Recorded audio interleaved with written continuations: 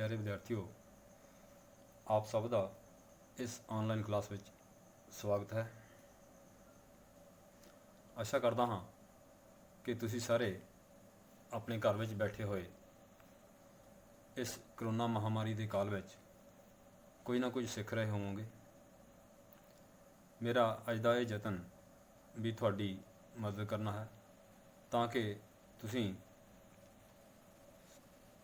Punjab school सिक्ख्या board नाल संबंधित 7वीं class के विज्ञान विषय के विच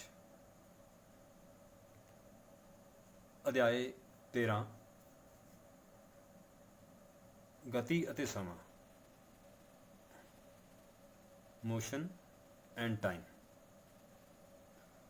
दे बारे विच कुछ सीख सको, कुछ जान सको। मैं पवन कुमार, साइंस मास्टर, सरकारी हाई स्कूल चंदियाणी खुर्द, जिला शहीद भगत सिंह नगर, आप सबका स्वागत करता हाँ। अते आओ देखते हाँ कि इस वीडियो लैसन के राही असी अगले कुछ मिनटों में की कुछ सीखांगे। नंबर 1, गति की हुंदी है, भाव मोशन की है। What is motion? धीमी गति अते तेज गति, स्लो मोशन अते फास्ट मोशन की हुंदी है। चाल या स्पीड की हुंदी है, स्पीड तो की भाव है, चाल तो की भाव है। समा या टाइम नूं किवें मापिया जाता है। सधारण पेंडुलम या सिंपल पेंडुलम की हुंदा है। सधारण पेंडुलम किस नूं कहंदे हन, ये किवें तैयार किया जाता है।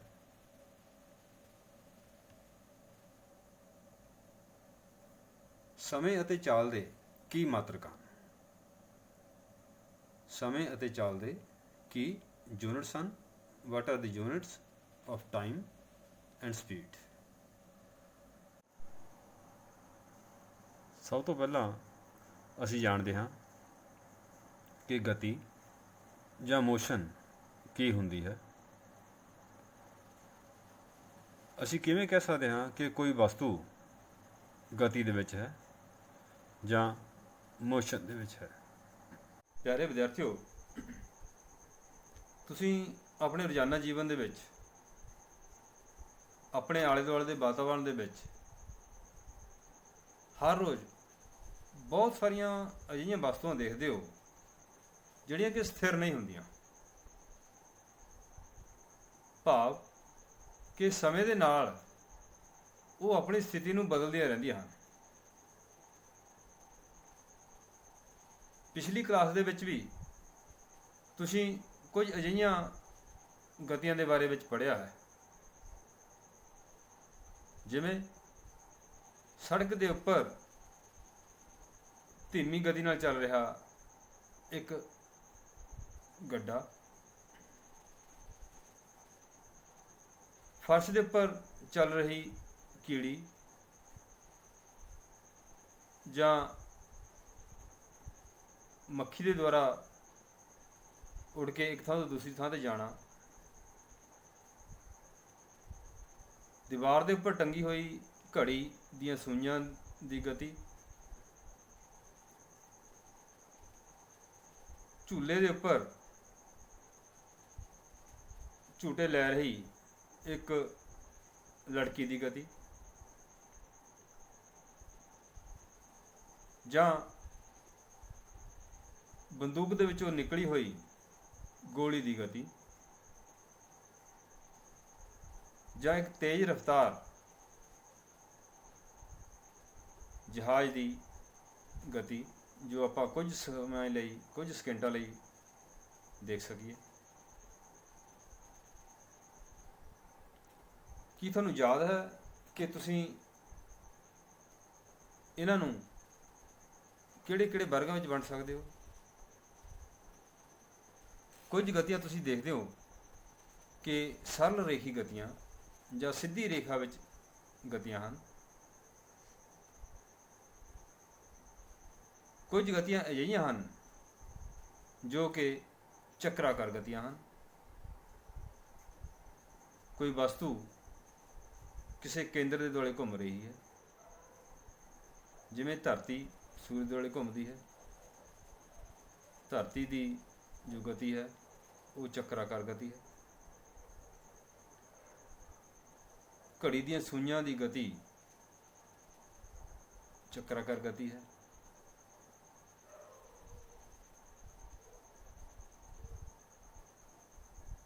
ਇਸੇ ਪ੍ਰਕਾਰ ਆਵਰਤੀ ਗਤੀ ਜਾਂ ਡੋਲਨ ਗਤੀ ਹੈ।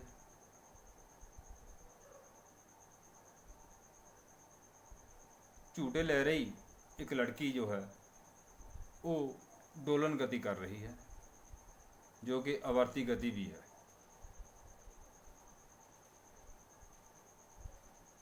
ਹਾਲਾਂਕਿ ਚੱਕਰਾਕਾਰ ਗਤੀ ਵੀ ਇੱਕ ਪ੍ਰਕਾਰ ਦੀ ਆਵਰਤੀ ਗਤੀ ਹੈ।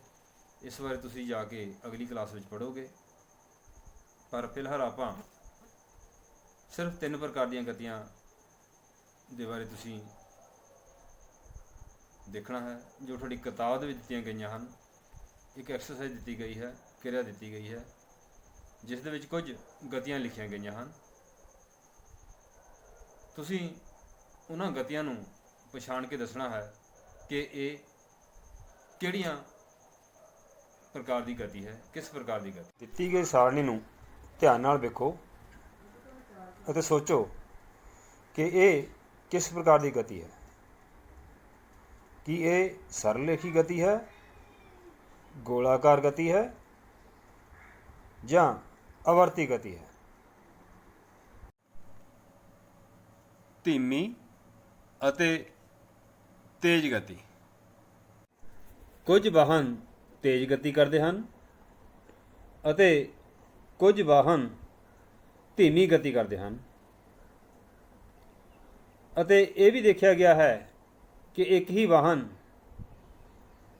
ਕਿਸੇ ਸਮੇਂ ਤੇਜ਼ ਗਤੀ ਨਾਲ ਚੱਲ ਰਿਹਾ ਹੁੰਦਾ ਹੈ ਅਤੇ ਕਿਸੇ ਦੂਸਰੇ ਸਮੇਂ ਉਹ ਹੌਲੀ ਚੱਲ ਰਿਹਾ ਹੁੰਦਾ ਹੈ।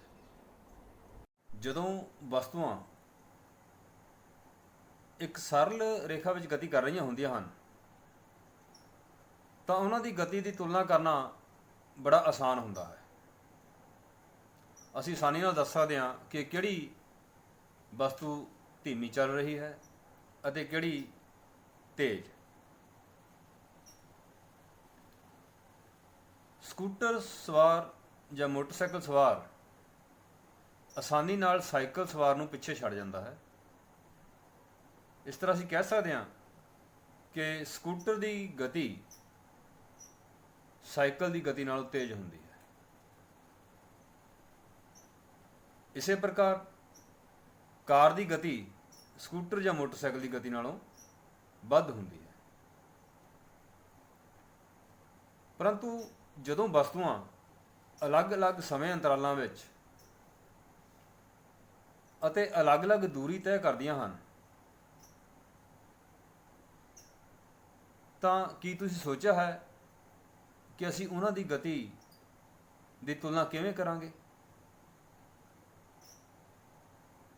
ਮੰਨ ਲਓ ਤੁਸੀਂ ਸਕੂਲ ਜਾਣ ਦੇ ਲਈ 15 ਮਿੰਟ ਦਾ ਸਮਾਂ ਲਿਆ ਹੈ ਅਤੇ ਤੁਹਾਡੇ ਭਰਾ ਜਾਂ ਭੈਣ ਨੇ ਘਰ ਤੋਂ ਬਾਜ਼ਾਰ ਤੱਕ ਜਾਣ ਅਤੇ ਵਾਪਸ ਆਉਣ ਦੇ ਵਿੱਚ 10 ਮਿੰਟ ਦਾ ਸਮਾਂ ਲਿਆ ਹੈ।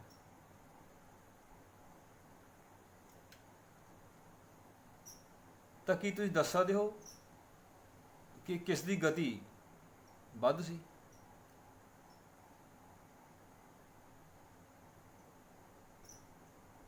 ਅਜਿਹਾ ਜਾਣਨ ਦੇ ਲਈ ਅਸੀਂ ਵਸਤੂ ਜਾਂ ਵਾਹਨ ਦੀ ਚਾਲ ਪਤਾ ਕਰਦੇ ਹਾਂ। ਜਿਸ ਦੀ ਚਾਲ ਵੱਧ ਹੋਵੇਗੀ ਉਹ ਵਸਤੂ ਤੇਜ਼ ਗਤੀ ਕਰ ਰਹੀ ਹੋਵੇਗੀ। ਚਾਲ ਜਾਂ ਸਪੀਡ ਕੀ ਹੁੰਦੀ ਹੈ। ਚਾਲ ਜਾਂ ਸਪੀਡ ਤੋਂ ਭਾਵ ਹੈ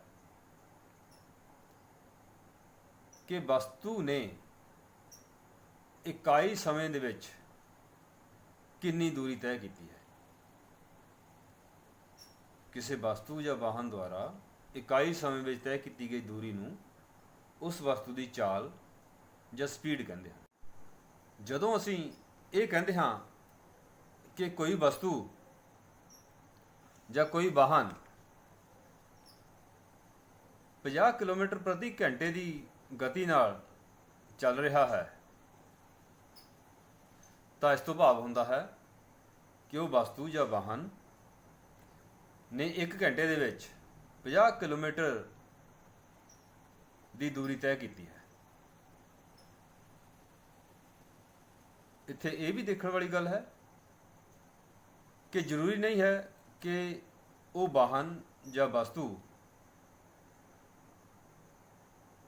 ਇੱਕ ਹੀ ਸਮਾਨ ਗਤੀ ਦੇ ਨਾਲ ਚੱਲ ਰਹੀ ਹੈ। ਕੋਈ ਕਾਰ ਸਿੱਧੇ ਅਤੇ ਸਪਾਟ ਰਸਤੇ ਉੱਤੇ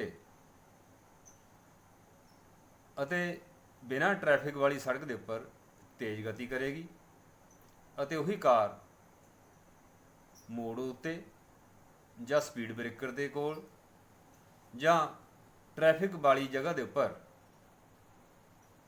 ਹੌਲੀ ਗਤੀ ਕਰੇਗੀ। ਆਮ ਤੌਰ ਤੇ ਜਦੋਂ ਅਸੀਂ ਕਿਸੇ ਵਸਤੂ ਦੀ ਚਾਲ ਦੇ ਬਾਰੇ ਕਹਿੰਦੇ ਹਾਂ ਤਾਂ ਅਸੀਂ ਉਸ ਦੀ ਔਸਤ ਚਾਲ ਦੇ ਬਾਰੇ ਹੀ ਗੱਲ ਕਰ ਰਹੇ ਹੁੰਦੇ ਹਾਂ। ਇਸ ਪਾਠ ਦੇ ਵਿੱਚ ਵੀ ਤੁਸੀਂ ਜਦੋਂ ਬਾਅਦ ਵਿੱਚ ਵਸਤੂ ਦੀ ਚਾਲ ਦੇ ਬਾਰੇ ਪੜ੍ਹੋਗੇ ਤਾਂ ਉਹ ਉਸ ਵਸਤੂ ਦੀ ਔਸਤ ਚਾਲ ਦੇ ਬਾਰੇ ਗੱਲ ਕੀਤੀ ਗਈ ਹੋਵੇਗੀ। ਔਸਤ ਚਾਲ ਤੋਂ ਭਾਵ ਹੈ ਕਿ ਵਸਤੂ ਜਾਂ ਵਾਹਨ ਨੇ ਆਪਣੇ ਸਫ਼ਰ ਦੇ ਦੌਰਾਨ ਇਕਾਈ ਸਮੇਂ ਦੇ ਵਿੱਚ ਕੁੱਲ ਕਿੰਨੀ ਦੂਰੀ ਤੈਅ ਕੀਤੀ।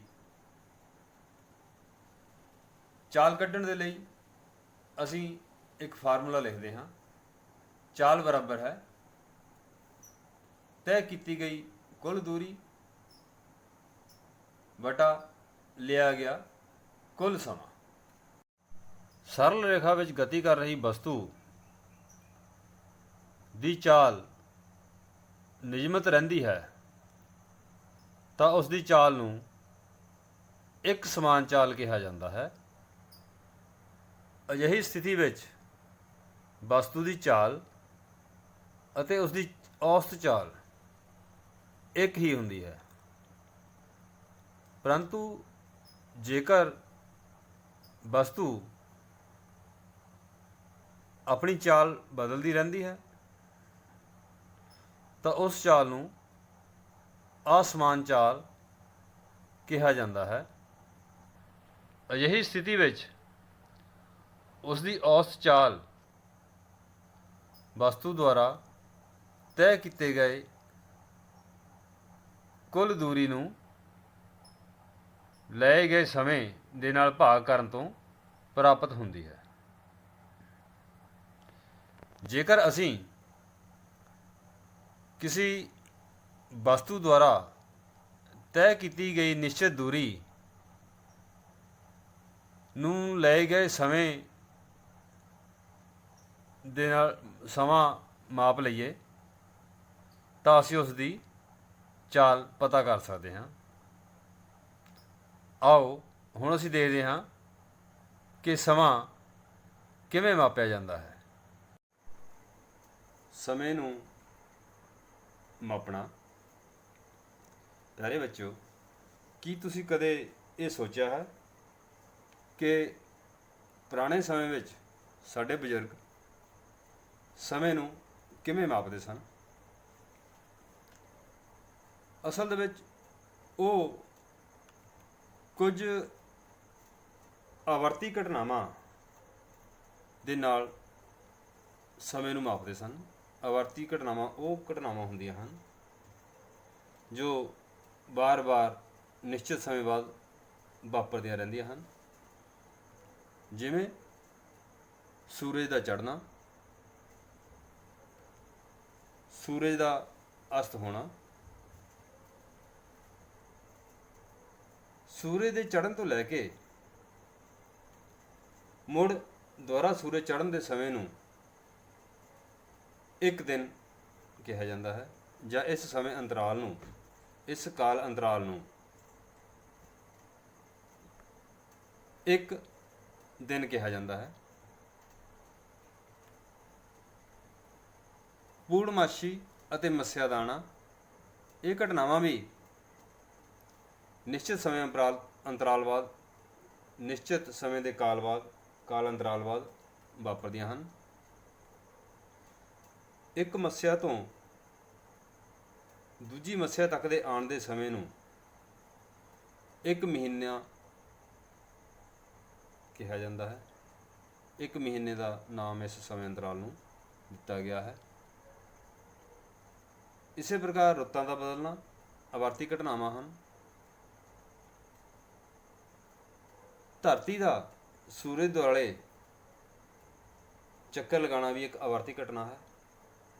ਜਦੋਂ ਧਰਤੀ ਸੂਰਜ ਦੁਆਲੇ ਇੱਕ ਚੱਕਰ ਲਗਾ ਲੈਂਦੀ ਹੈ ਤਾਂ ਇਸ ਕਾਲ ਅੰਤਰਾਲ ਜਾਂ ਸਮੇਂ ਦੇ ਅੰਤਰਾਲ ਨੂੰ ਇੱਕ ਸਾਲ ਕਿਹਾ ਜਾਂਦਾ ਹੈ।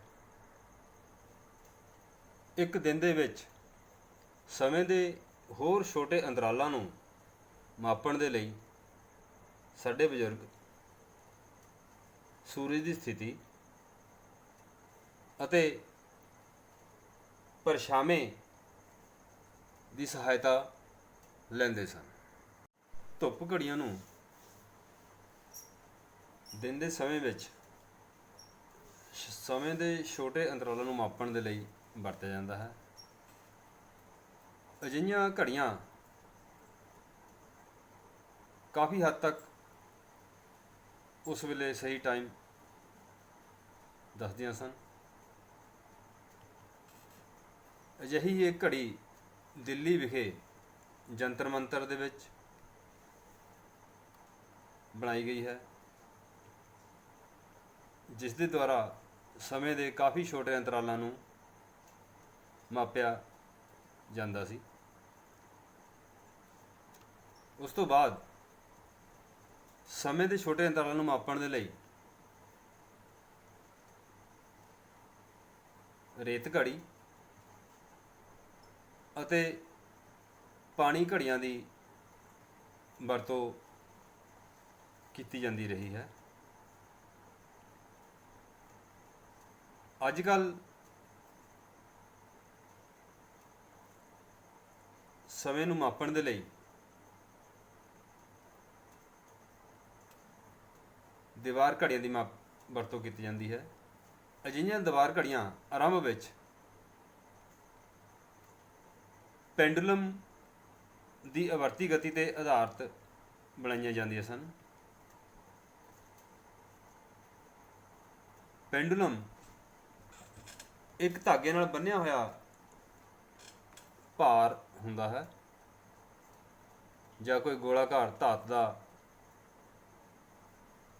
ਗੋਲਾ ਹੁੰਦਾ ਹੈ,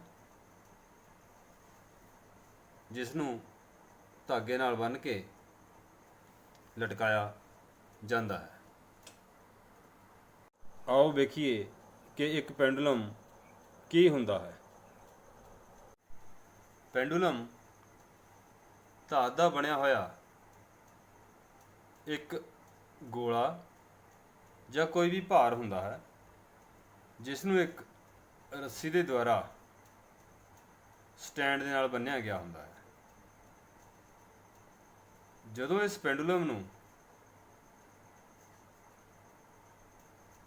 ਇਸੇ ਤਰ੍ਹਾਂ ਛੱਡਿਆ ਜਾਂਦਾ ਹੈ ਤਾਂ ਉਹ ਵਿਰਾਮ ਅਵਸਥਾ ਜਾਂ ਮੱਧ ਅਵਸਥਾ ਦੇ ਵਿੱਚ ਖੜ੍ਹਦਾ ਹੈ, ਮੱਧ ਸਥਿਤੀ ਦੇ ਵਿੱਚ ਖੜ੍ਹਦਾ ਹੈ ਅਤੇ ਇਸ ਨੂੰ ਹੌਲੀ ਜਿਹੀ ਇੱਕ ਪਾਸੇ ਲਿਜਾ ਕੇ ਛੱਡ ਦਿੱਤਾ ਜਾਂਦਾ ਹੈ ਤਾਂ ਇਹ ਇੱਧਰ ਉੱਧਰ ਡੋਲਣ ਕਰਨਾ ਸ਼ੁਰੂ ਕਰ ਦਿੰਦਾ ਹੈ। ਇਸ ਦੇ ਬਾਰੇ ਵਿੱਚ ਖੋਜ ਸਭ ਤੋਂ ਪਹਿਲਾਂ ਮਸ਼ਹੂਰ ਵਿਗਿਆਨੀ ਗੈਲੀਲੀਓ ਗੈਲੀਲੀ ਨੇ ਕੀਤੀ ਸੀ। ਗੈਲੀਲੀਓ ਗਿਰਜਾ ਘਰ ਦੇ ਵਿੱਚ ਬੈਠਾ ਹੋਇਆ ਸੀ ਤਾਂ ਉਸਨੇ ਦੇਖਿਆ ਕਿ ਛੱਤ ਤੋਂ ਲਟਕ ਰਿਹਾ ਇੱਕ ਲੈਂਪ ਹੌਲੀ ਹੌਲੀ ਝੂਲ ਰਿਹਾ ਹੈ, ਡੋਲਨ ਗਤੀ ਕਰ ਰਿਹਾ ਹੈ, ਅਤੇ ਉਸਨੇ ਆਪਣੀ ਨਬਜ਼ ਦੀ ਸਹਾਇਤਾ ਨਾਲ ਦੇਖਿਆ ਕਿ ਇੱਕ ਡੋਲਨ ਪੂਰਾ ਕਰਨ ਦੇ ਲਈ ਹਰ ਵਾਰ ਉਹ ਬਰਾਬਰ ਸਮਾਂ ਲੈਂਦਾ ਹੈ। ਜਦੋਂ ਧਾਤ ਦਾ ਗੋਲਾ ਆਪਣੀ ਮੱਧ ਸਥਿਤੀ ਤੋਂ ਇੱਕ ਪਾਸੇ ਜਾ ਕੇ ਫਿਰ ਦੂਜੇ ਪਾਸੇ ਜਾਂਦਾ ਹੈ ਅਤੇ ਵਾਪਸ ਮੱਧ ਸਥਿਤੀ ਵਿੱਚ ਆ ਜਾਂਦਾ ਹੈ ਤਾਂ ਇਸ ਨੂੰ ਇੱਕ ਡੋਲਨ ਕਿਹਾ ਜਾਂਦਾ ਹੈ। ਪੈਂਡੂਲਮ ਦੁਆਰਾ ਇੱਕ ਡੋਲਨ ਪੂਰਾ ਕਰਨ ਲਈ ਲੱਗੇ ਸਮੇਂ ਨੂੰ ਆਵਰਤ ਕਾਲ ਕਿਹਾ ਜਾਂਦਾ ਹੈ ਅਤੇ ਪੈਂਡੂਲਮ ਦਾ ਆਵਰਤ ਕਾਲ ਉਸ ਦੀ ਧਾਗੇ ਦੀ ਲੰਬਾਈ ਉੱਪਰ ਨਿਰਭਰ ਕਰਦਾ ਹੈ। ਪੈਂਡੂਲਮ ਦੇ ਭਾਰ ਜਾਂ ਕਿੱਡੀ ਦੂਰ ਤੋਂ ਉਸ ਨੂੰ ਛੱਡਿਆ ਗਿਆ ਹੈ ਇਸ ਉੱਪਰ ਨਿਰਭਰ ਨਹੀਂ ਕਰਦਾ। ਸੋ ਜਿਹੜੀਆਂ ਪਹਿਲਾਂ ਘੜੀਆਂ ਬਣਾਈਆਂ ਗਈਆਂ ਸਨ ਉਹ ਇਸੇ ਪ੍ਰਕਾਰ ਪੈਂਡੂਲਮ ਦੇ ਆਧਾਰ 'ਤੇ ਹੀ ਬਣਾਈਆਂ ਗਈਆਂ ਸਨ। ਪੈਂਡੂਲਮ ਵਾਲੀਆਂ ਘੜੀਆਂ ਤੋਂ ਬਾਅਦ ਕਮਾਣੀ ਵਾਲੀਆਂ ਘੜੀਆਂ ਵਰਤੀਆਂ ਜਾਣ ਲੱਗੀਆਂ, ਜਿਨ੍ਹਾਂ ਵਿੱਚ ਘੜੀ ਨੂੰ ਚਾਬੀ ਭਰ ਕੇ ਚਲਾਇਆ ਜਾਂਦਾ ਸੀ। ਅੱਜ ਕੱਲ੍ਹ ਜੋ ਘੜੀਆਂ ਵਰਤੀਆਂ ਜਾਂਦੀਆਂ ਹਨ ਉਹਨਾਂ ਵਿੱਚ ਇੱਕ ਬਿਜਲਈ ਸਰਕਟ ਵਰਤਿਆ ਜਾਂਦਾ ਹੈ।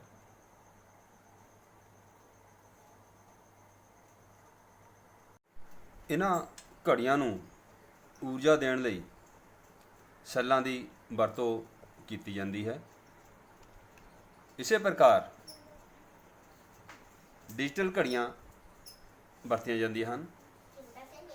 ਇਸ ਪ੍ਰਕਾਰ ਅਸੀਂ ਦੇਖਦੇ ਹਾਂ ਕਿ ਸਮਾਂ ਮਾਪਣ ਦੇ ਲਈ ਘੜੀਆਂ ਸਭ ਤੋਂ ਵਧੀਆ ਯੁਕਤੀ ਹਨ। ਆਓ ਹੁਣ ਦੇਖੀਏ ਸਮਾਂ ਅਤੇ ਚਾਲ ਦੇ ਕੀ ਮਾਤਰਕ ਹਨ।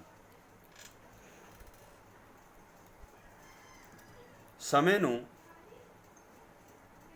ਸੈਕਿੰਡ ਵਿੱਚ ਮਾਪਿਆ ਜਾਂਦਾ ਹੈ, ਭਾਵ ਸਮੇਂ ਦਾ ਮਾਤਰਕ ਸੈਕਿੰਡ ਹੈ।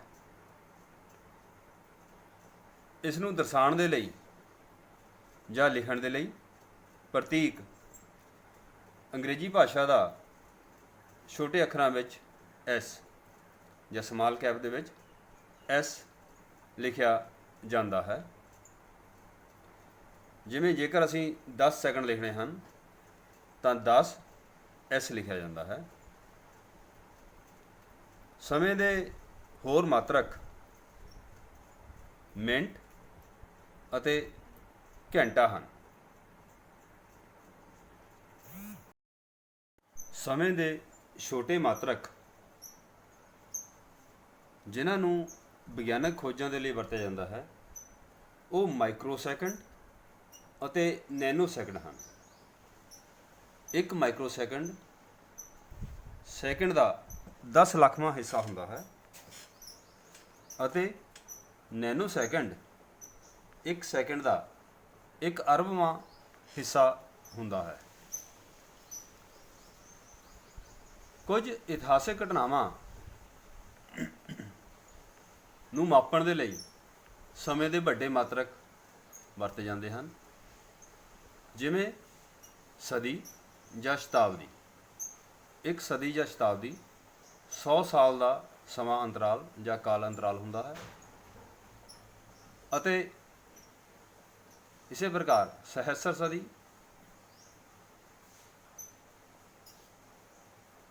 ਜੋ 1000 ਸਾਲ ਦਾ ਸਮਾਂ ਹੁੰਦਾ ਹੈ। 1000 ਸਾਲ ਦੇ ਸਮੇਂ ਨੂੰ ਸਹਸਰ ਸ਼ਤਾਬਦੀ ਜਾਂ ਸਹਸਰ ਸਦੀ ਕਿਹਾ ਜਾਂਦਾ ਹੈ। ਦੂਰੀ ਦਾ ਮਾਤਰਕ ਮੀਟਰ ਹੈ, ਭਾਵ ਕਿ ਦੂਰੀ ਨੂੰ ਮੀਟਰਾਂ ਦੇ ਵਿੱਚ ਮਾਪਿਆ ਜਾਂਦਾ ਹੈ।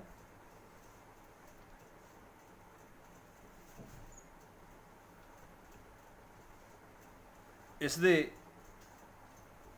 ਜੋ ਮਾਤਰਕ ਹੈ ਦੂਰੀ ਦਾ ਲਿਖਣ ਦਾ, ਉਹ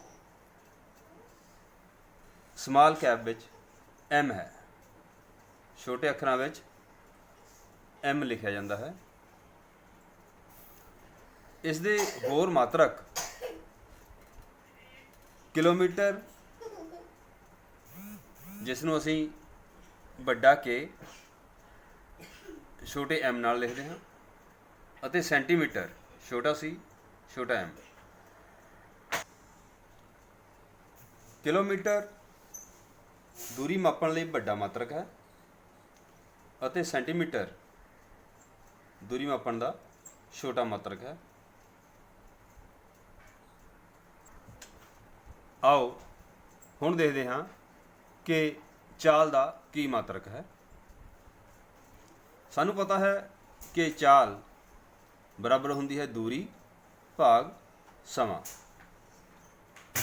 ਜੇਕਰ ਅਸੀਂ ਦੂਰੀ ਨੂੰ ਮੀਟਰ ਵਿੱਚ ਅਤੇ ਸਮੇਂ ਨੂੰ ਸੈਕਿੰਡ ਵਿੱਚ ਮਾਪੀਏ ਤਾਂ ਚਾਲ ਦਾ ਮਾਤਰਕ ਹੋਵੇਗਾ ਮੀਟਰ ਪ੍ਰਤੀ ਸੈਕਿੰਡ, ਜਿਸ ਨੂੰ m/s ਦੇ ਨਾਲ ਲਿਖਿਆ ਜਾਵੇਗਾ। m/s ਇਸ ਦਾ ਪ੍ਰਤੀਕ ਹੋਵੇਗਾ। ਇਸੇ ਪ੍ਰਕਾਰ ਜੇਕਰ ਦੂਰੀ ਨੂੰ ਮੀਟਰ ਅਤੇ ਸਮੇਂ ਨੂੰ ਮਿੰਟਾਂ ਵਿੱਚ ਮਾਪਿਆ ਜਾਵੇ ਤਾਂ ਚਾਲ ਦਾ ਮਾਤਰਕ ਹੋਵੇਗਾ ਮੀਟਰ ਪ੍ਰਤੀ ਮਿੰਟ, ਜਿਸ ਦਾ ਪ੍ਰਤੀਕ m/min ਹੋਵੇਗਾ। ਇਸੇ ਪ੍ਰਕਾਰ ਜੇਕਰ ਤਾਂ ਚਾਲ ਦਾ ਮਾਤਰਕ ਕਿਲੋਮੀਟਰ ਪ੍ਰਤੀ ਘੰਟਾ ਹੋਵੇਗਾ, ਜਦੋਂ ਅਸੀਂ ਦੂਰੀ ਨੂੰ ਕਿਲੋਮੀਟਰਾਂ ਵਿੱਚ ਅਤੇ ਸਮੇਂ ਨੂੰ ਘੰਟੇ ਵਿੱਚ ਮਾਪਦੇ ਹਾਂ। ਇਸ ਦਾ ਪ੍ਰਤੀਕ km, ਜਿਸ ਵਿੱਚ k ਵੱਡਾ ਹੈ, / ਛੋਟਾ h ਕਿਲੋਮੀਟਰ ਪ੍ਰਤੀ ਘੰਟਾ ਹੋਵੇਗਾ। ਤੁਸੀਂ ਆਪਣੇ ਮੋਟਰਸਾਈਕਲ, ਸਕੂਟਰ ਜਾਂ ਕਾਰਾਂ ਦੇ ਵਿੱਚ ਜੋ ਸਪੀਡੋਮੀਟਰ ਦੇਖਦੇ ਹੋ, ਉਸ ਦੇ ਉੱਪਰ ਚਾਲ ਜਾਂ ਸਪੀਡ ਨੂੰ ਕਿਲੋਮੀਟਰ ਪ੍ਰਤੀ ਘੰਟਾ ਦੇ ਵਿੱਚ ਹੀ ਲਿਖਿਆ ਜਾਂਦਾ ਹੈ। ਇਸ ਪ੍ਰਕਾਰ ਧੀਮੀਆਂ ਚਾਲਾਂ ਨੂੰ ਮਾਪਣ ਦੇ ਲਈ ਅਸੀਂ ਮੀਟਰ ਪ੍ਰਤੀ ਸੈਕਿੰਡ ਜਾਂ ਸੈਂਟੀਮੀਟਰ ਪ੍ਰਤੀ ਸੈਕਿੰਡ ਦੇ ਮਾਤਰਕ ਦੀ ਵਰਤੋਂ ਕਰ ਸਕਦੇ ਹਾਂ, ਅਤੇ ਤੇਜ਼ ਚਾਲਾਂ ਨੂੰ ਮਾਪਣ ਦੇ ਲਈ ਕਿਲੋਮੀਟਰ ਪ੍ਰਤੀ ਸੈਕਿੰਡ ਜਾਂ ਕਿਲੋਮੀਟਰ ਪ੍ਰਤੀ ਮਿੰਟ ਦੇ ਮਾਤਰਕ ਦੀ ਵਰਤੋਂ ਕਰ ਸਕਦੇ ਹਾਂ। ਜੋ ਰਾਕਟ ਧਰਤੀ ਦੇ ਦੁਆਲੇ ਉਪਗ੍ਰਹਿਾਂ ਨੂੰ ਪੱਥ ਵਿੱਚ ਛੱਡਦੇ ਹਨ, ਉਹਨਾਂ ਦੀ ਚਾਲ 8 ਮੀਟਰ ਪ੍ਰਤੀ ਸੈਕਿੰਡ ਤੋਂ ਵੱਧ ਹੁੰਦੀ ਹੈ। ਅਤੇ ਇਸੇ ਪ੍ਰਕਾਰ ਤੁਹਾਨੂੰ ਚੰਦਰਯਾਨ ਬਾਰੇ ਪਤਾ ਹੋਵੇਗਾ, ਜੋ ਧਰਤੀ ਦੀ ਗੁਰੂਤਾ ਖਿੱਚ ਵਿੱਚੋਂ ਬਾਹਰ ਨਿਕਲ ਕੇ ਚੰਦਰਮਾ ਤੱਕ ਪਹੁੰਚਿਆ ਸੀ। ਉਸ ਦੀ ਸਪੀਡ 13 ਕਿਲੋਮੀਟਰ ਪ੍ਰਤੀ ਸੈਕਿੰਡ ਤੋਂ ਵੱਧ ਸੀ। ਪਿਆਰੇ ਵਿਦਿਆਰਥੀਓ, ਮੈਂ ਹੁਣ ਆਸ਼ਾ ਕਰਦਾ ਹਾਂ ਕਿ ਤੁਹਾਨੂੰ ਪਤਾ ਲੱਗ ਗਿਆ ਹੋਵੇਗਾ ਕਿ ਗਤੀ ਜਾਂ ਮੋਸ਼ਨ ਕੀ ਹੁੰਦਾ ਹੈ, ਧੀਮੀ ਗਤੀ ਅਤੇ ਤੇਜ਼ ਗਤੀ ਕੀ ਹੁੰਦੀ ਹੈ, ਚਾਲ ਜਾਂ ਸਪੀਡ ਕੀ ਹੁੰਦੀ ਹੈ, ਸਮਾਂ ਕਿਵੇਂ ਮਾਪਿਆ ਜਾਂਦਾ ਹੈ, ਇਸ ਦੇ ਕੀ ਮਾਤਰਕ ਹੁੰਦੇ ਹਨ, ਸਧਾਰਨ ਪੈਂਡੂਲਮ ਕੀ ਹੁੰਦਾ ਹੈ, ਸਮੇਂ ਅਤੇ ਚਾਲ ਦੇ ਕੀ ਮਾਤਰਕ ਹਨ,